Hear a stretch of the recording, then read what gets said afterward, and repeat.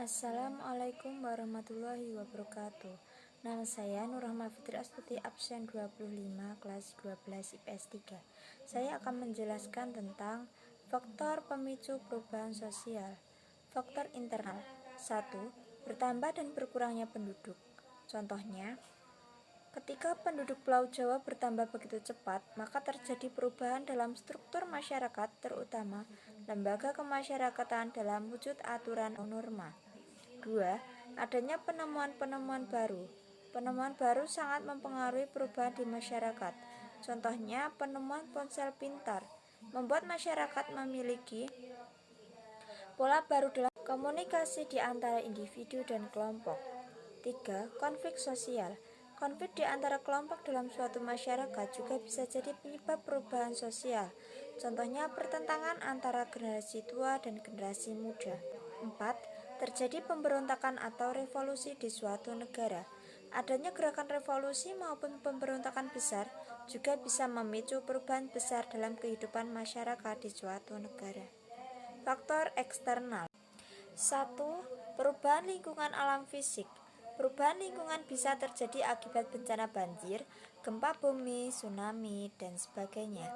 2. Peperangan. Peperangan yang dimenangkan oleh pihak lawan bisa pertukaran budaya atau media massa, sering mempengaruhi masyarakat lokal, menyebabkan kemasyarakatan di suatu kawasan harus menerima kebijakan-kebijakan baru dalam pemerintah pemenang perang.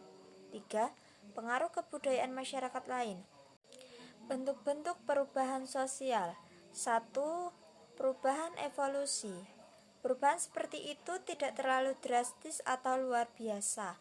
Mereka berjalan secara bertahap seperti proses pengkondisian orang-orang belajar menyesuaikan diri dengan perubahan tersebut secara bertahap. 2. Perubahan sosial secara cepat. Bentuk-bentuk perubahan sosial yang kedua yaitu perubahan sosial secara cepat. Perubahan sosial merupakan kebalikan dari perubahan evolusioner. 3. Perubahan sosial kecil.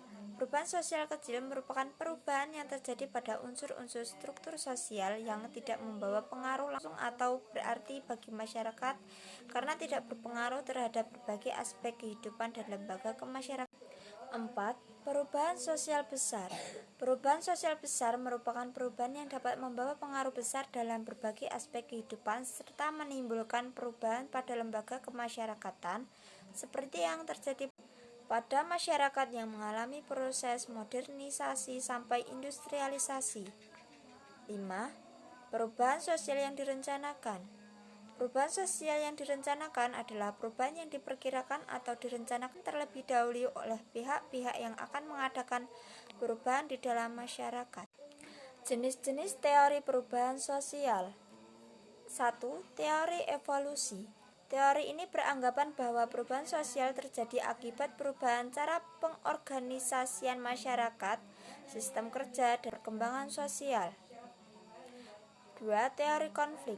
Teori ini beranggapan bahwa masyarakat hidup dalam dualisme kelas yang terbagi atas kelas borjuis dan kelas prolet. 3. Teori siklus. Teori ini adalah perputaran zaman merupakan sesuatu yang tidak dapat dielakkan oleh siapapun dan tidak dapat dikendalikan oleh siapapun. 5. Teori fungsionalis. Teori ini beranggapan bahwa perubahan sosial diakibatkan adanya ketidakpuasan masyarakat karena kondisi sosial yang berlaku pada masa tertentu mempengaruhi pribadi mereka. Sekian dari saya. Wassalamualaikum warahmatullahi wabarakatuh.